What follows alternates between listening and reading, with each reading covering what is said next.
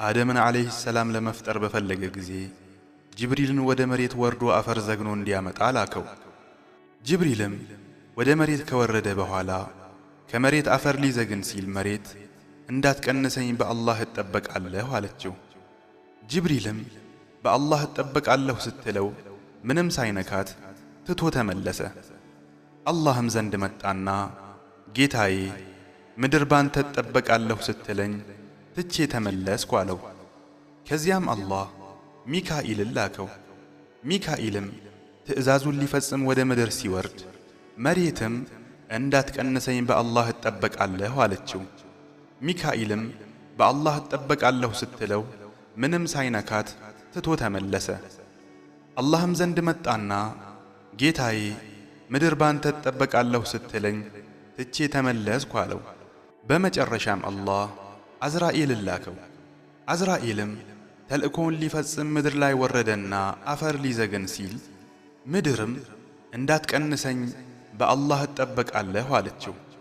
አዝራኤልም እኔ ራሴ የአላህን ትእዛዝ ሳልፈጽም ከመመለስ በአላህ እጠበቃለሁ ብሏት አፈር ከተለያየ ቦታ መዘጋገን ጀመረ። ከጥቁሩም ከነጩም ከቀዩም ዘገነ። ለዚያም ነው የሰው ልጆች መልክም የተለያየው። ከዚያም አዝራኤል አፈሩን ይዞ አላህ ዘንድ ሲቀርብም አላህም አፈሩን አንተ እንዳመጣ ሁላ ነፍሳቸውንም እንድታወጣ አንተን ወክዬሃለሁ አለው። ከዚያም ከምድር የመጣው አፈር ረጥቦ ጭቃ በሆነ ጊዜ አላህ ለመላእክቶቹ እኔ ከጭቃ ሰውን ልፈጥር ነው፣ ፍጥረቱንም ባስተካከልኩና ከመንፈሴ በነፋሁበት ጊዜ ለእርሱ ሰጋጆች ሁናችሁ ውደቁ ብሎ መልእክት አስተላለፈላቸው። ከዚያም አላህም ኢብሊስ እንዳይኩራራ አደምን በእጁ ፈጠረው። ከዚያም ለ40 ዓመት ያህል ጭቃው ቅርጽ ብቻ ሆኖ ከረመ። መላእክትም በዚያ በኩል ሲያልፉ አደምን ሲያዩት እጅግ በጣም ይፈሩ ነበር። ነፍስም አልገባበትም ነበር። ከሁሉም በላይ የሚፈራው ኢብሊስ ሁሌ ከአደም ጭቃ አጠገብ ሲያልፍ በእግሩ መታ አድርጎት ነበር የሚያልፈውም። ያን ጊዜ ሸክላ ሲመታ የሚወጣው ድምፅም የአደም ዓለይሂ ሰላም ገላ ሲመታም ይወጣ ነበር። ከዚያም ኢብሊስ ከአደም ጭቃ ጎን ላይ ቆሞ አንተማ ለሆነ ነገር ነው የተፈጠርከው እያለ በአፉ እየገባ በመቀመጫው ይወጣ ነበር። ኢብሊስ ለመላእክትም እኔ በዚህ ላይ ከተሾምኩ አጠፋዋለሁ፣ እሱም እኔ ላይ ከተሾመ አምፀዋለሁ በማለት ይዝት ነበር። አላህም በአደም ገላ ላይ ነፍስ መንፋት በፈለገ ጊዜ መላእክትን ልክ ሩሑን ወይንም ነፍሱን እንደነፋሁለት ሰጋጆች ሁናችሁ አጎብድዱ ብሎ አዘዛቸው።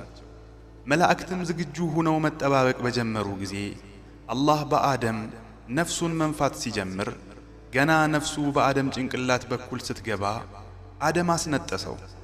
መላእክትም አልሐምዱሊላህ በል አሉት። አደምም አልሐምዱሊላህ አለ። አላህም ጌታህ ይማረህ ብሎ መለሰለት። ከዚያ ነፍሱ አይኑ ጋር ስትደርስ የጀነት ውስጥ ፍራፍሬዎችን ተመለከተ። ከአንገቱ ላይ ስትደርስም ፍራፍሬዎቹን መብላት አሰኘውና ገና ነፍሱ እግሩ ላይ ሳትደርስ ሂዶ ለመብላት ተጣደፈ። ነፍሱ መላ ሰውነቱ ላይ ስትሰራጭ ከመላእክት ሁሉ ቀድሞ ሱጁድ ያደረገለት ኢስራፊል ነበር። ከዚያም አላህ ለአደም ሂድ እነዚያን ሰላም በላቸውና ምን ብለው እንደሚመልሱልህ አድምጥ ብሎ ላከው። አደምም ሂዶ ሰላም ሲላቸው መላእክቱም ወዐለይኩም ሰላም ወረሕመቱላሂ ወበረካቱሁ ብለው መለሱለት።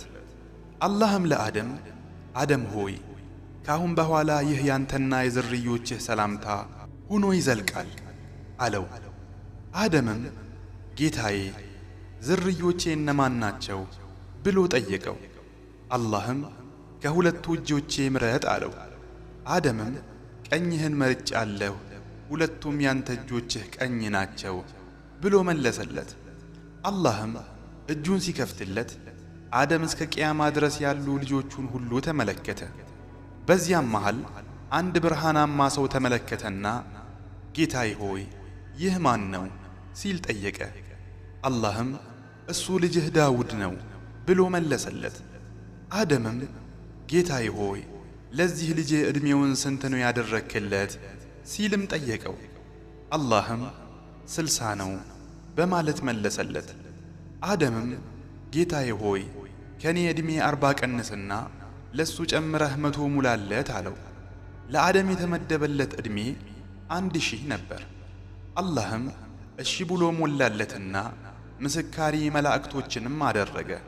ከዚያም አላህ ዳግም ለአደም ልጆቹን ሁሉ ሲያሳየው አንዱ ጤነኛ፣ አንዱ እግር የሌለው፣ አንዱ መስማት የተሳነው፣ አንዱ ማየት የተሳነው ሆነው አገኛቸው። ይህን ሁሉ ሲመለከት ጌታዬ ምን ነው ሁሉን እኩል ብትፈጥር ምን ነበረበት ሲል ጠየቀው። አላህም አንተ አደም ሆይ እኔ እንድመሰገን እፈልጋለሁ ብሎ መለሰለት። ከዚያም አላህ የአደምን ጀርባውን አንድ ጊዜ አብሶ የሰው ልጆችን ሁሉ አወጣ።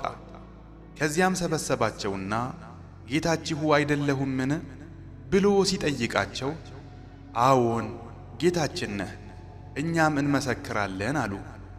ከዚያም አላህም እኔ 7 ሰማያትንና 7 ምድርን መላእክቶችንም አባታችሁ አደምንም እናንተ ላይ ምስክር አድርጌያለሁ። የቂያማ ቀን ይህንን ጥያቄ ስጠይቃችሁ አላወቅንም ነበር ብላችሁ እንዳትክዱ አሁንም እወቁ። ከኔ ሌላ አምላክ የለም፣ ከኔ ሌላም ጌታ የለም። በእኔም ምንንም አካል እንዳታጋሩ። እኔ ወደ እናንተ መልእክተኞቼን ቃል ኪዳኔንና ዛቻዬን የሚነግሯችሁ ሲሆኑ እልክላችኋለሁ፣ መጽሐፎቼንም አወርድላችኋለሁ አላቸው። የአደም ዝርዮችም ካንተ ሌላ ጌታ እንደሌለን መሰክራለን፣ ካንተ ሌላ አምላክ እንደሌለም እንመሰክራለን ብለው ቃል ኪዳን ገቡ። በመጀመሪያ ከመላእክት ሁሉ ቀድሞ ለአደም ስጁድ ያደረገው ኢስራፊል ነበር። ኢስራፊልን ተከትለው ሁሉም መላእክት ስጁድ አድርገው ነበር። ግና ኢብሊስ ሁሉም ስጁድ ሲወርድ እርሱ በኩራት ቆመ። አላህም ኢብሊስ ሆይ በሁለት እጆቼ ለፈጠርኩት ከመስገድ ምን ከለከለህ? አሁን ኮራህን?